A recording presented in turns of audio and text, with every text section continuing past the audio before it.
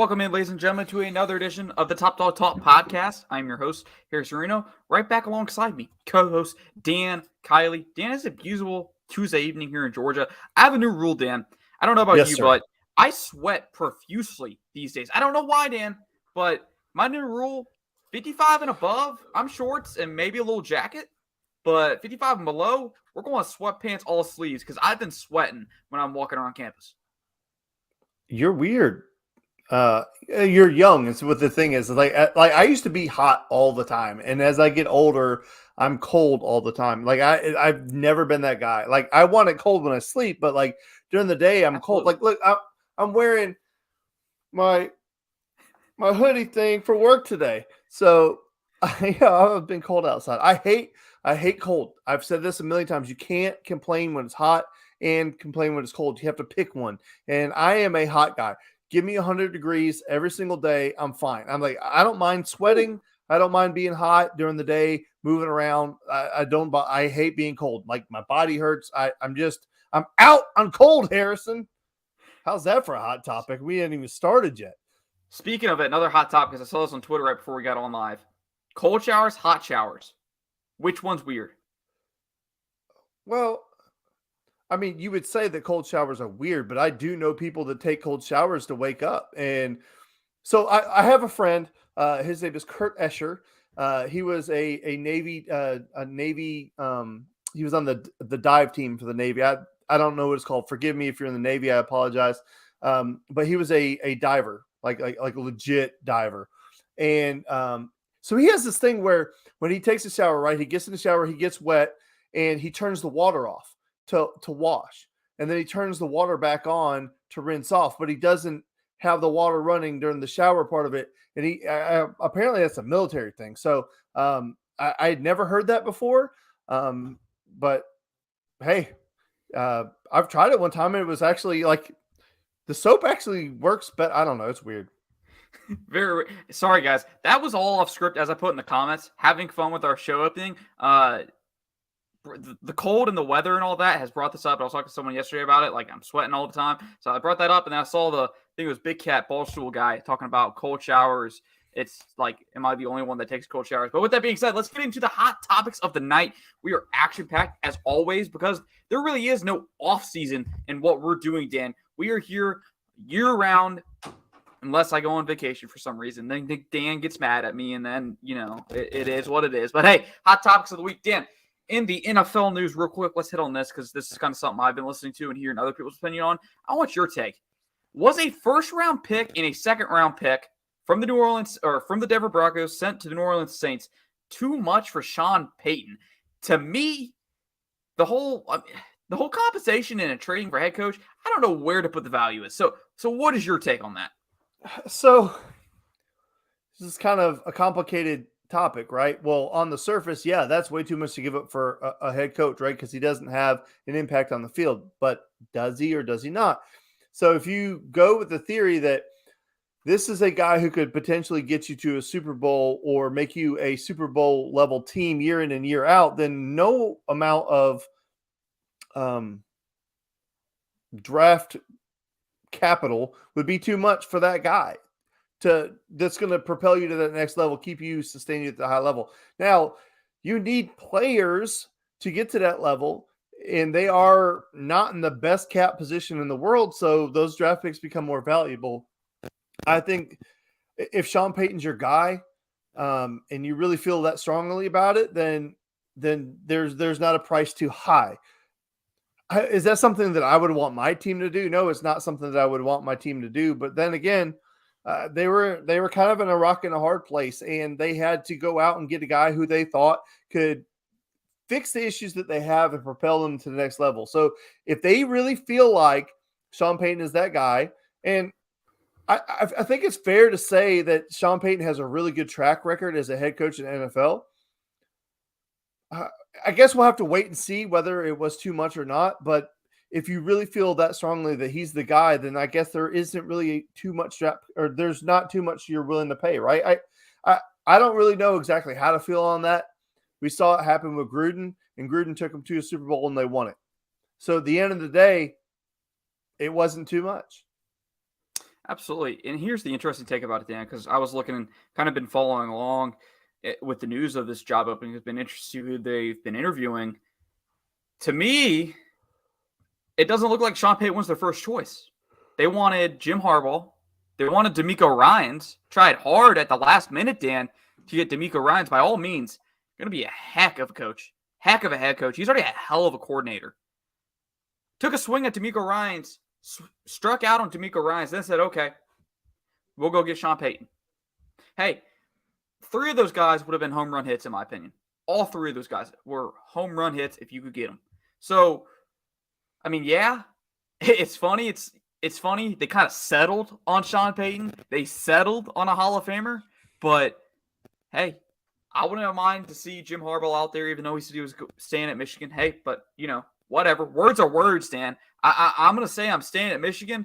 I'm going to turn around a few weeks later, and I'm going to go interview for this Denver Broncos job. Okay? But to me, Dan, first and second round pick, it feels like a lot for that organization. It feels like a lot because they gave up a first round pick last offseason for Russell Wilson. You give up another second round pick. I believe they've given up 3 second round picks between the Russell Wilson trade and the Sean Payton trade. That's a lot of draft capital. And we're talking about a team that did not do well at all. Way underperformed. Dan, I think when we were on 4 wide preseason, I think we both, I don't want to speak for you, I thought the Broncos were going to be Super Bowl contenders. Heck, I even had the Colts being Super Bowl contenders. I think me and you probably were on the same page there and on that one. And both those teams just way underperformed. But that's neither here nor there. Well, I'll cut in right there. I was high on the Colts. That flamed out really bad, really fast. I was out on the Broncos. If on our 4 wide show, you were part of it back then at the very beginning of it. I was out on them because I don't think Russell Wilson's a good quarterback. Zach said it in our comments right there. They're not going to get there with Russ, and that was my opinion when they made the trade. When we broke that news on the 4 Wide podcast way back when, I was out on it then. I had just never been a fan of Russell Wilson. That was just me. I mean, listen, I am wrong on a million different things. Okay, so I'm not trying to say I'm right on everything. I'm not. I'm just saying I wasn't in on Russ. I didn't remember that, but hey. Shout out to Dan for remembering that. With that being said, Dan, second hot topic of the night, where does Alabama rank in the category of best coaching jobs in college football? Because, all right, the reason I'm bringing this up, not to hate on Alabama, even though I'm sure Dan's going to get a little soundbite out of this segment, and I want him to. But Urban Meyer went somewhere in the media. I'm blanking on where he went to discuss this, but he listed out his top 5 college football coaching jobs. And it kind of surprised me. I think it kind of surprised Dan when I told him about it over the phone today. But in order, Urban Meyer said Georgia, Ohio State has a tie between Florida and Florida State. Then goes LSU and USC. No Alabama, no Texas. Dan, where does Alabama rank in the category of best coaching jobs for you, my friend? Alabama has to be near the top, and the reason is because they have the facilities, they have the donors, they have everything that you need to win. They have the money. At the end of the day, the bottom line is they have the money and they have the support. They want to win. They have an administration that is all in on winning, and they have everything in place. Nick Saban has done a great job of building that up to a place where I think the next coach has to be an absolute disaster not to win at a high level at that school, because everything is put into place. At the end of the day, it always comes back to money. Georgia was always a good job. Georgia was always a good job. The biggest issue was they were never all in on winning. And when Kirby Smart decided to come to Georgia, the conversations that he had with the administration is, I want to come here. I want to coach here. I want to be here. It wasn't like he was trying to hold them hostage or anything like that, but he said, I need your full support. Absolutely, I need your full support.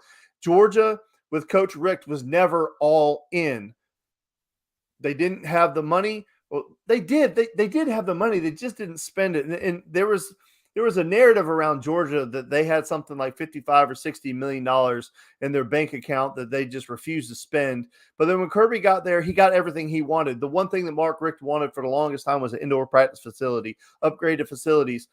And he could never get it. Kirby comes, he gets it. He gets everything he wants. They start putting in the money. The recruiting budget goes through the roof. He gets the chopper, the Kirby copter. He gets everything that he wants. And now Georgia is winning at an extremely high level. Does Kirby get a lot of the credit? Absolutely, he gets a lot of the credit, but he can't do it without the support of the administration and the boosters and the donors. And he has that. That's why Georgia has become a top job in the country, where you can make that argument against anybody else that they're a destination job. Alabama is right there because they have all of those things. Florida State, I see them on the list. They're on the list because Urban Meyer coached at Florida, right? And he has ties to Florida State or whatever the case may be.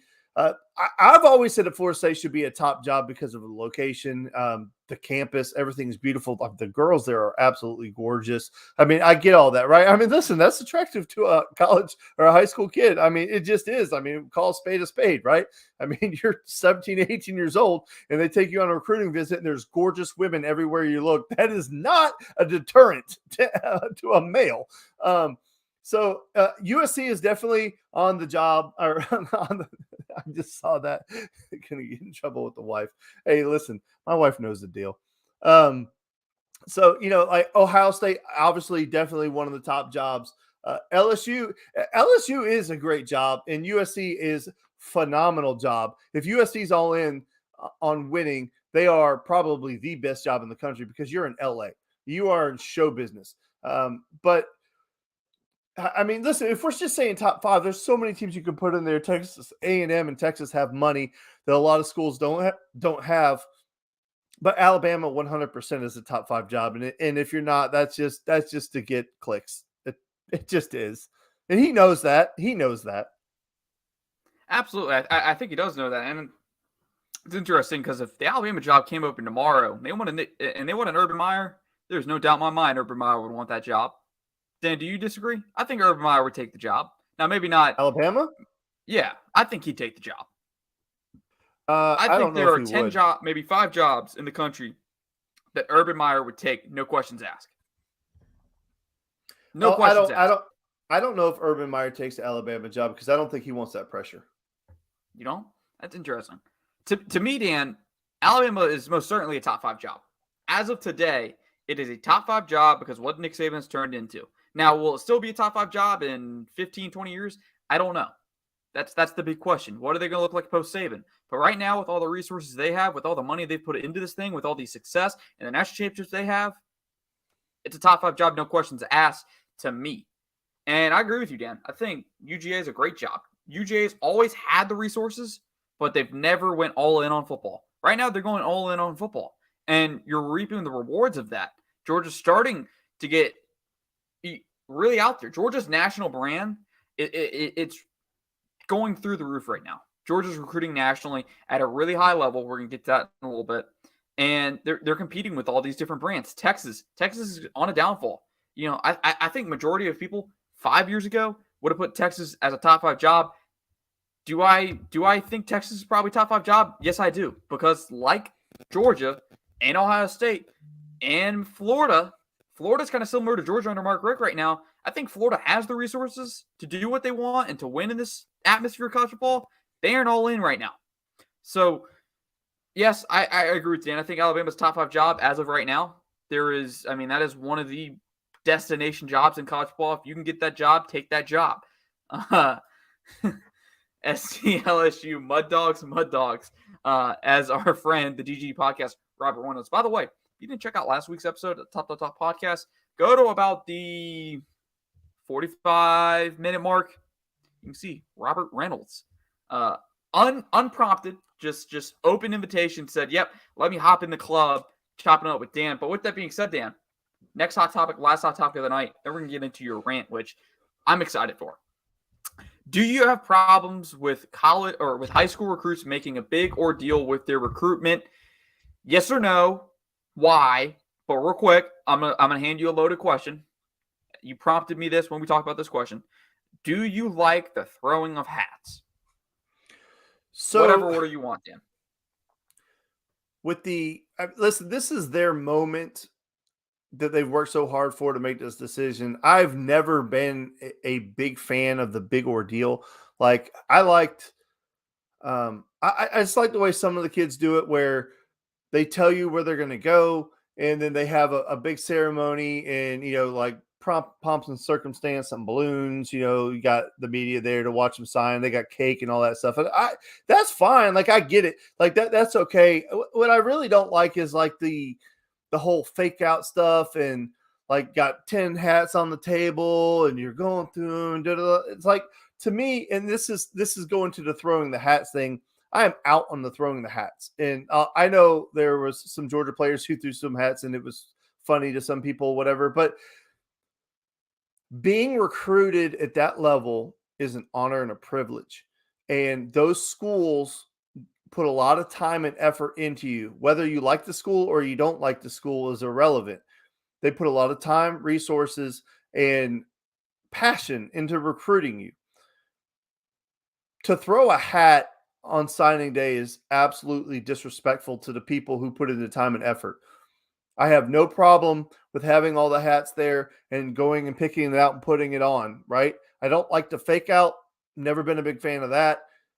And I specifically do not like the throwing the hats. And you can call me old man. You can say, get off my lawn or whatever. I don't think it's any of that. I think that if you're raised with, to respect people, then you have to understand that throwing a hat is disrespectful. And I don't come at me with don't, it's just a hat. Da, da, da. It's the people that put the time and the effort. And to me, that's just outright disrespectful. I am not a fan of throwing the hats. And I know Clay Walker threw it, whatever. I got it. But I'm out on throwing the hats. And for me, I think these kids should absolutely have the opportunity to celebrate their achievement, but just do it with a level of respect is all I'm asking for.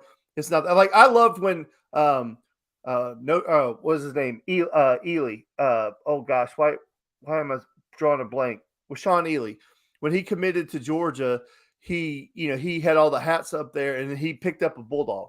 Right. And he had a little baby puppy bulldog. That was awesome. I mean, that was cute. It was awesome. It wasn't disrespectful to anybody. I thought that was awesome. I mean, heck, you committed to Tennessee, pull a coon dog up there and have old Smokey on stage with you. I mean, I'm in for all that. Right. I just don't be disrespectful is all I'm asking. Just don't be disrespectful, because there are a lot of people that put time and effort into recruiting you, and you should at least acknowledge that with a little bit of respect. And that's where I am on that. I'm not going to, just point kids and call them names or anything like that. I just don't like that. With me, Dan, I agree. I don't like the hat throwing. I think it's a little bit dramatic, a little bit disrespectful. I know it's just a hat, like Dan said. It may just be a hat, but those people put time into you, put effort into trying to get you to go to their school. And plus, to me, Dan, I think it's starting to turn. I don't think we're seeing as much throwing the hat with the current day and age in the NCAA of, you never know what your situation is going to be in 3 years. You don't know, heck, you don't even know what your situation is going to be next year. You're always fighting for a roster spot. You're always fighting for a scholarship spot. And it could be a situation where you throw your hat and you maybe lose an opportunity down the road with that program because you disrespected them. So I think the throwing of the hat's losing popularity because of how freely players can now transfer in between places. I don't think we're going to see that much anymore. Obviously, it may occasionally still happen, but I don't think it's going to happen as much. As to the circumstance and the ordeal, what goes into celebrations, I don't mind them. It's like Dan said, it's their time to be in the spotlight. It's their time to shine. And what's the old saying? Everyone gets like 5 seconds of fame, something like that along those 15. lines. 15 seconds of fame. This is their time to be famous and get this fame. And hey, go all out by all means. If that's what you want to do, go all out and celebrate. It's supposed to be a great time. It's supposed to be a time to celebrate your accomplishments and also celebrate with family and friends and all that. So, hey, I'm not a problem with I don't have a problem with it. Let them go all out. Do what you want. Have a great time. With that being said, Dan, it is time for your rant of the week. We had a bomb, and I mean a bomb drop actually, it was yesterday, but I saw it today regarding the NCAA and NIL. So, Dan, what is the latest in the NIL?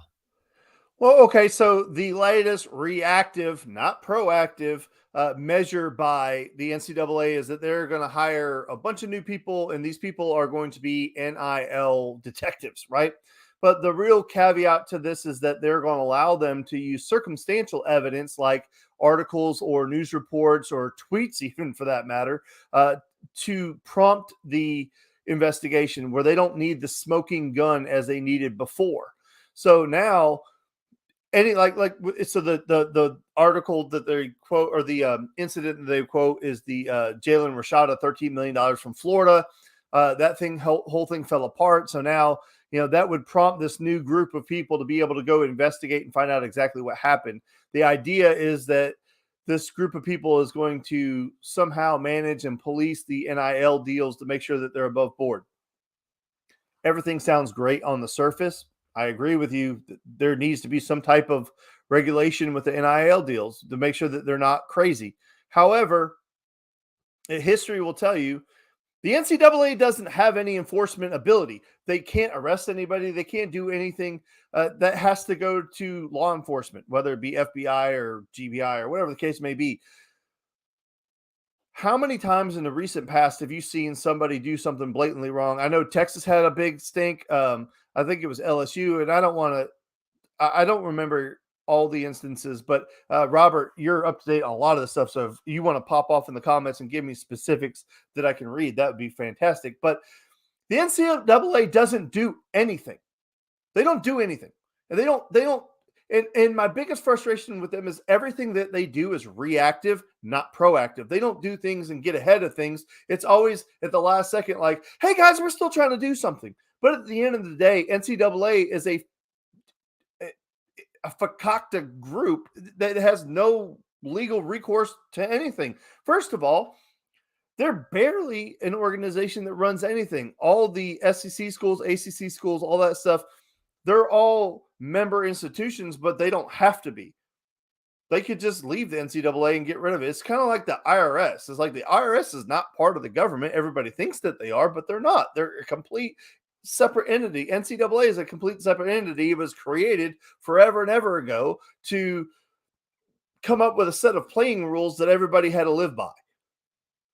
And at one point in time, they were able to control college athletics, but now people have learned that, like, if you don't like what they say, sue them and you're going to win every single time. Why is NIL allowed now? Because they knew they could not win a lawsuit against the NCAA could not win a lawsuit against the colleges and the players. They knew they couldn't win. They don't have teeth.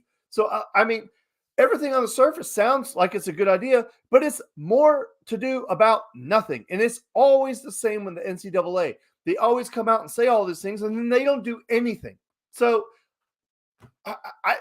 I am fed up with the NCAA. I hate the NCAA. They're the biggest freaking joke in the world. They don't do anything. And their leadership is piss poor. So I'm out on the NCAA trying to say that they're going to police anything because I don't believe them. Yeah, great points, Dan. I mean, really, the whole header that we put in these show notes is when I was talking to Dan about this on the phone. Is first thing Dan said was they're reacting, not being proactive and putting these regulations and making these moves from the beginning. When they introduced NIL, I believe it was last July or last May, last April, when they said, okay, NIL is going to be a thing. It's going to start in July. You should already put these people in places. You shouldn't have to spend the last 12 months looking for people to hire, trying to figure out how can we regulate this without getting into trouble. That should have been the first thing they did. First thing. But hey, 12 months later, with all the craziness that's happening in college football right now over the last 12 months, they're finally doing it. They finally said, hey, we're going to step up and we're going to hire people to investigate this stuff. Will it actually bring anything to the table? I don't know. Well, are they going to look into the $13 million offer that Florida made to Jalen Rashada? Reported $13 million offer. We don't know. Well, at the end of the day, it was said that NIL could not be used to lure people. It can't be a pay for play, right? It can't be like it can't be tied to playing, right? Or going to whatever the case may be. But USC did it. Texas A&M is doing it. All these schools are doing it, like blatantly going against the rules that they set forth, and nothing's being done. So I have no faith that this is going to produce fruit. I just don't. And I think most of the people in the comments here believe the same thing, that the NCAA they fall short every time that they say they're going to do something. And it really boils down to they can't do anything. Or they could, but they're afraid of losing in court because, like Dan has said many times in this program, hands are tied behind their back. So really, it's going to come down to federal regulation to restore some power to the NCAA. But do I think that happens with the current state of the American government? I don't think anything happens. So this is just the world we live in, and that's where I'm at right now. I also asked people in the comments what everyone thinks. Are they hopeful that stuff will be done? Dan, stunning results right here. 100% of our audience say no, they're not hopeful that the NCAA will do anything. So with that being said, Dan, let's talk some recruiting. Georgia doesn't have much to talk about with this 2023 National Signing Day. We already had early signing day come and go. Touched that a little bit. Georgia has a pretty good class. I think Georgia's pretty much situation. I think 99% of Georgia's current commits are signed. The only one not signed right now is 3-star offensive lineman Jamal Merriweather. From everything that I've seen on the internet, if he was going to flip, I think I would see it right all over the timeline. It would be headline Twitter news.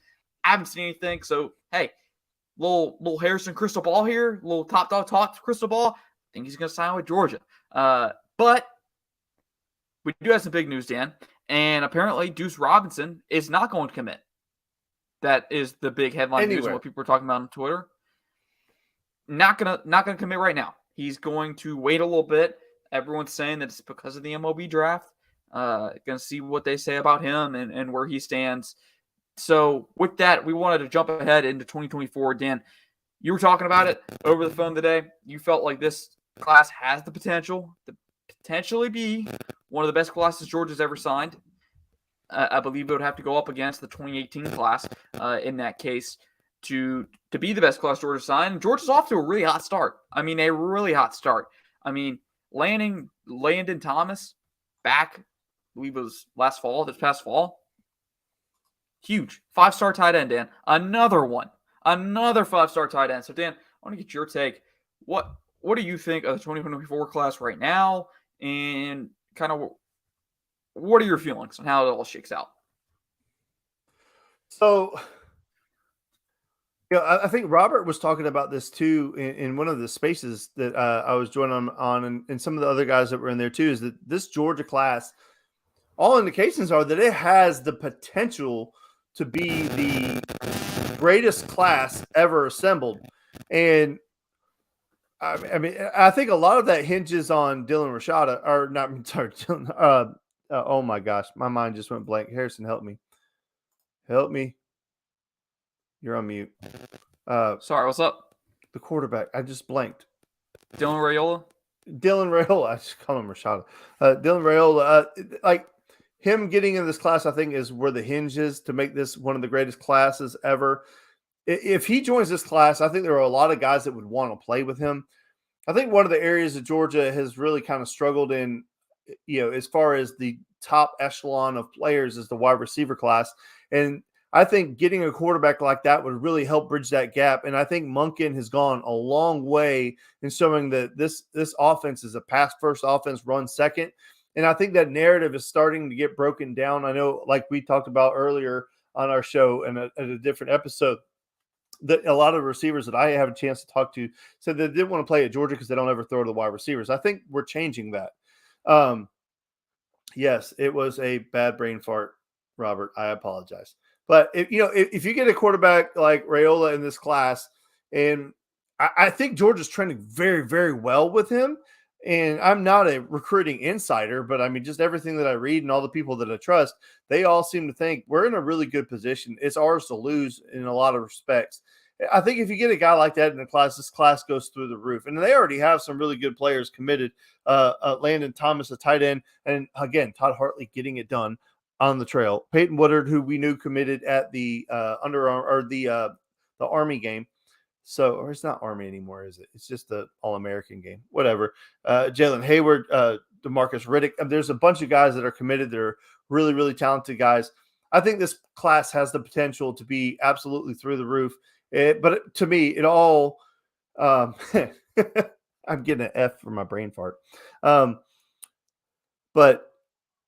I really think it all hinges on Dylan. If Dylan joins this class, I think this has a chance to be an absolutely phenomenal and special class. It's really going to get interesting because it's going to come down to, in the future, it's going to look like a dang Justin Fields, Jake Fromm situation where you get two quarterbacks. And I know Fields and Fromm were consecutive classes. It looks like maybe Ryan Puglisi and Dylan Raiola could be in the same class coming in together. Puglisi being a 4-star and Raiola being, I believe he's the number 1 quarterback in the country, 5-star prospect. I know that for sure. Whew, they say he would be the highest rated recruit Georgia has ever signed. Wow. And apparently he's got a perfect 1 rating. And I believe Justin Fields is, I think, first right now. No, Trent Thompson's number 1. No. Justin Fields is number 1 with a .99998 rating. Whew. And I believe Thompson's top 3, if I remember correctly. Nolan Smith is number 2 and Trent Thompson is number 3. There we go. Yeah. I mean, would that be a consolation prize or what for missing out on Arch Manning? And Georgia wanted Arch Manning. Now, it's not the end of the world that Georgia didn't get him. By no means. Let's be upfront about that. It's not the end of the world. Georgia already has 3 quarterbacks on campus right now who are all fighting for the starting job. Now, I think the big favorite in this room, and we're going to get to in a little bit, is Carson Beck. But hey, consolation prize for missing out on Arch Manning, could sign 2 really good quarterbacks in the next class. 2 quarterbacks. And I think from there, then you got to sign maybe 1 quarterback a class. Maybe you can have a gap year if you don't hit on any of your targets. You don't like the rest. Okay, great. Move on. We can go sign 2 in the next class. So it would be awesome to get a 5-star quarterback like Raiola who's going to bring people with him. And as Dan said, the one place I think where Georgia's still trying to get all their eggs in the basket and trying to get up to the level of what Ohio State did with having Marvin Harrison Jr. and Emeka Egbuka in 1 class, both going to be first-round draft picks probably next April. Georgia's still getting there. Now, not to say Georgia's not developing at receiver, because Georgia, right now, they're developing pretty well at receiver. You had George Pickens go in the 2nd round last year. You're probably going to have, I believe, at least 1 receiver drafted this year, unless I'm blanking on another, which I think Curious Jackson will get drafted. But next year, heck, Georgia could have some players drafted that position over the next coming years. Obviously, losing A.D. Mitchell. I hate to bring this up because Dan, going to get Dan emotional, but A.D. Mitchell's going to be drafted next April. He will be drafted. And Georgia's going to get a lot of credit for what they did developing him. So, yeah, I think receiver is definitely the place to focus on. There are some other athletes in this class, Dan, that I'm waiting to see where Georgia lands. There's a kid from Buford, I believe it's KJ Bolden, might be messing up on the first name, who's uncommitted. And, shoot, everyone says right now, he might be trending towards Georgia. Would be a huge get because I believe it's been talked about everywhere. It's a big theory in Georgia's fan base. Georgia doesn't ever get a kid from Buford. They're all Alabama bound, or it's how it's felt. But Georgia landing a 5-star athlete, KJ Bolden in the class. Whew. Yeah, and I mean, if you get Raiola, you're probably going to move right to the front of the pack for Mike Matthews, who's a 5-star. It says athlete, but I think he's probably going to be a wide receiver out of Parkview. KJ Bolden, obviously not necessarily affected, but you're going to have a lot of these other guys. And then, another name in that class is Jaden Davis, right? So you're high on Jaden Davis's list too. So if you don't get Dylan Raiola, you might have a chance with Jaden Davis. But I really think that Dylan is the linchpin of this, and I really think that if you're able to land him, this class completely falls into place. And I think we've been really, really spoiled at Georgia, 100% spoiled. But I'm telling you, if this class has a chance to be ridiculous, and if it is, look out. And Georgia's kind of due for that, right? Because Alabama put together a class this year that was ridiculous. And it kind of goes in cycles. Like Alabama will have a ridiculous class, then Georgia will, and then Alabama will, then Georgia will, right? It kind of flip-flops back and forth. So I'm really excited for this class.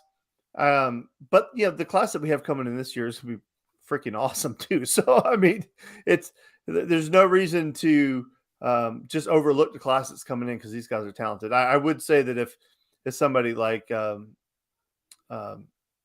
Raiola comes in this class, I think that the other quarterback, Brian Puglowski, or however you say his name, I think he would seek a different location.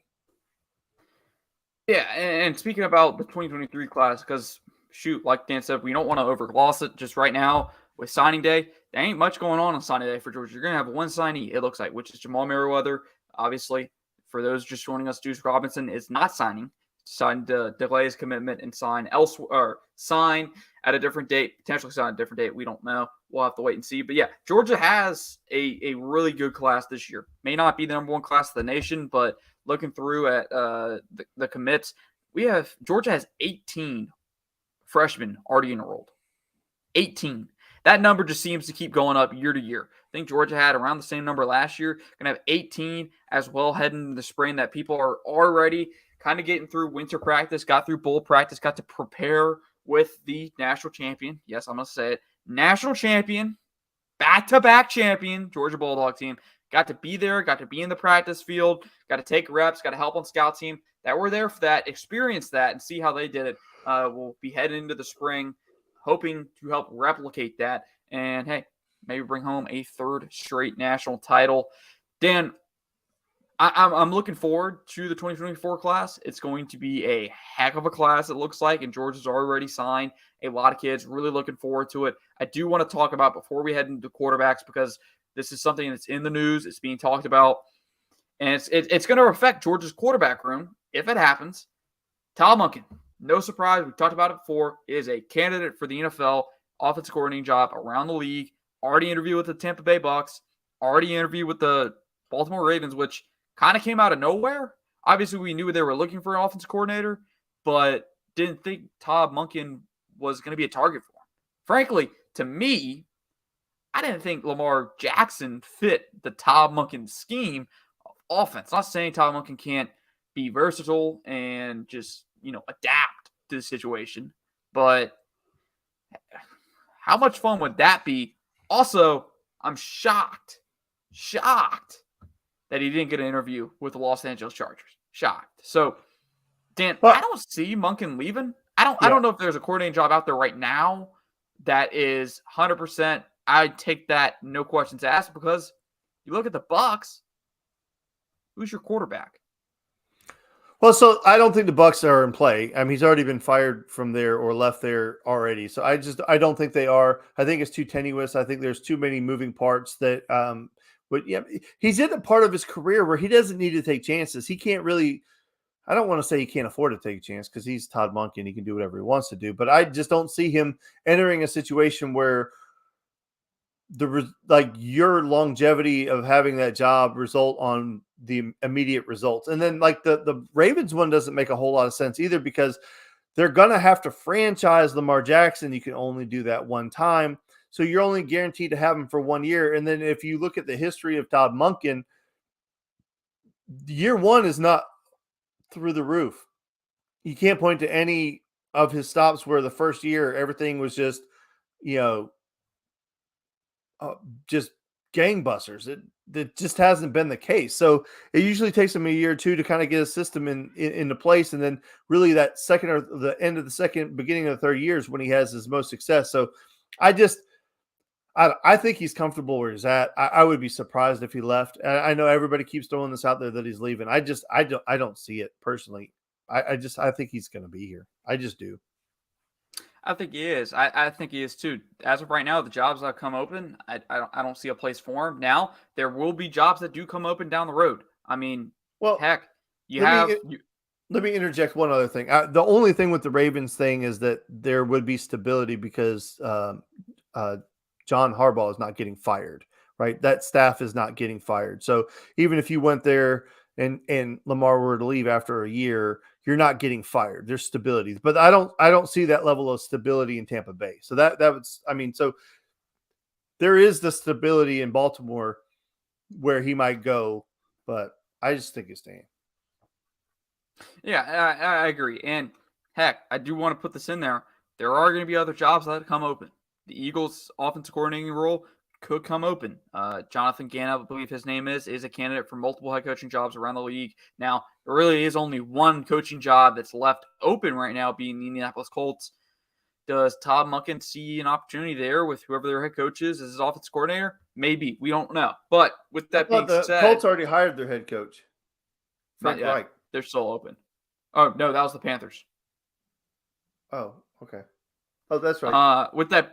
With that being said, quarterbacks. It's the title of the show. Well, part of the title of the show, because we also had the 2024 recruiting class look ahead.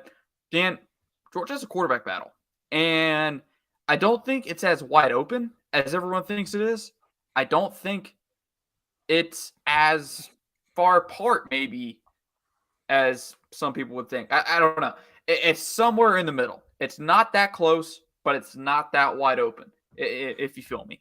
I'm looking forward to it. We haven't had a quarterback battle, it feels like, since 2020, I believe it was. And even then, if Jamie Newton stayed at Georgia, some believe he would have been the starting quarterback. If JT was healthy, maybe he was the starting quarterback from day one. I'm looking forward to it. I think it's going to be a good battle. And my opinion right now, my prediction, and you said it last week, y'all talked about it last week with Robert Reynolds, it is Carson Beck's job to lose at the moment. It is his job to lose. He was taking second-team reps all year long last year. He's been developing behind the scenes. And, hey, I'm excited for him to be in this position because I remember after the UAB, or headed up to UAB when he was benched, he was supposed to be the starter. That was the expectation. Carson Beck's going to be the starting quarterback against UAB two years ago. And for some reason, got benched. Stetson Bennett gets called up, goes and plays in that game, lights the world on fire. And fast forward a week or two, we're back down the Stetson Bennett road, and the legend Stetson Bennett grew. I'm excited for him to be in this position, but I'm also excited to see Brock Vandagriff, Gunnar Stockton. We haven't seen Brock Vandagriff other than in spring games. I think we saw him in a limited capacity in regular season. Haven't seen Gunnar Stockton since the spring game. Haven't seen him. I'm excited to see what the spring game looks like.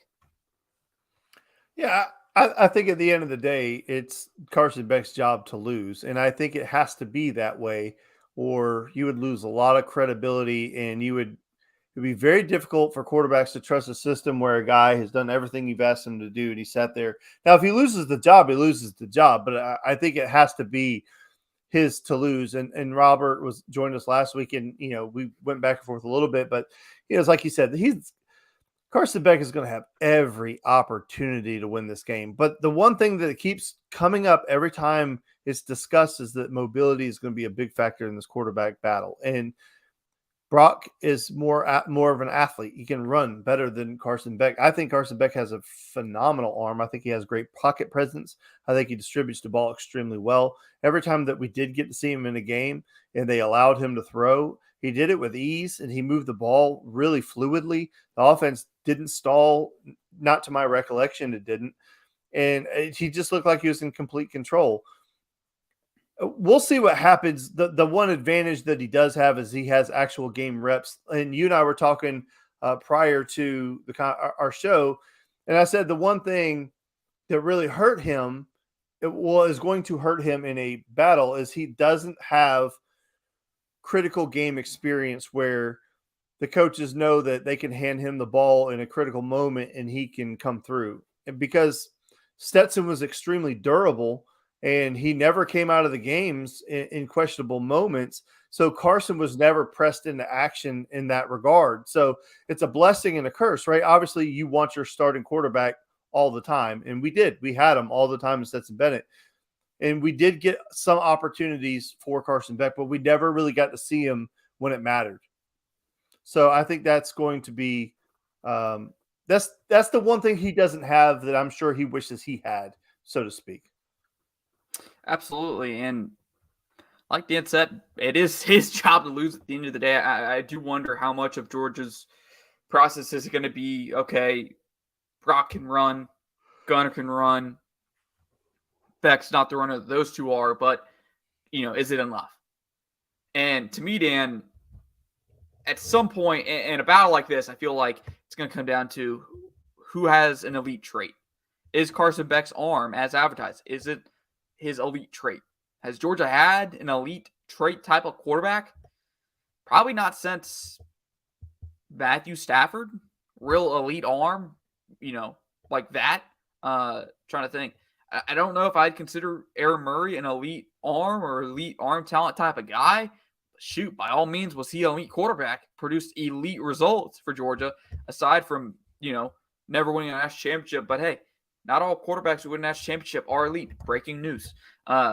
I'm really excited to see how this spring plays out. I think it's definitely going to be one to look forward to. Definitely going to be a lot of excitement around it. And plus, Georgia brings back on offense a lot of key weapons.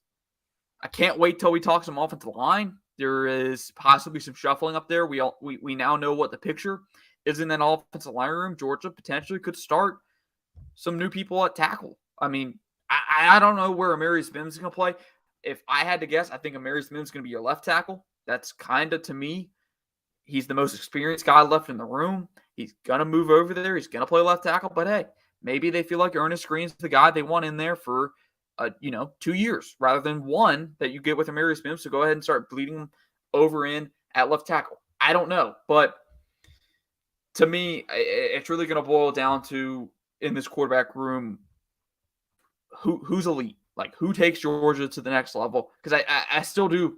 While Stetson Bennett elevated Georgia, got Georgia to the national championship, there is still – that ceiling has not been hit at the quarterback position just yet, in my opinion. I don't know if you agree, Dan, but there is another level at quarterback that Georgia can go to, and I think that guy is in the room. Well, yeah, I think the one thing that Stetson allowed Georgia to do is run the entire offense. There really wasn't anything that you needed him to do that he wasn't able to do. And I think that's one thing that gets overlooked when you talk about Stetson. And, now that he's not here and he's gone, I think the one thing that you're going to fall back on and look at long-term is that he unlocked the offense, and Monken allowed him to have complete control of the offense. And that's going to be very hard to give a new quarterback complete control. They had complete faith in Stetson. So can faith be earned? Absolutely. Carson has been in the system for multiple years. He understands it. Well, at least we think he understands it. We'll find out. But you really don't know about a guy until the bullets fly for real. And, unfortunately, sometimes that's how you have to find out. But I think that they have three really good candidates, and I don't think one would be drastically worse than the rest of them, if that makes any sense. I'm sure there is a right answer, but even if they've somehow landed on the wrong answer, I don't think it's so bad to where it's going to cost us games. I think it might be one of those things where, hey, it's just not going as well as we think it should. Let's give this other guy a try, and maybe it gets better. But I don't know that plays out that way. My point is that I really don't think there's a wrong decision right now. I think there is a right decision, but I don't think there's a wrong one. And I know that's straddling the fence, and I know it's a horseshit way to do a podcast, but I just think there's really three really good candidates. Absolutely, and I'm looking forward. I think everyone's looking forward to seeing who emerges from the pack. We're going to know come the spring game. I think we're going to have a good sense of who it is.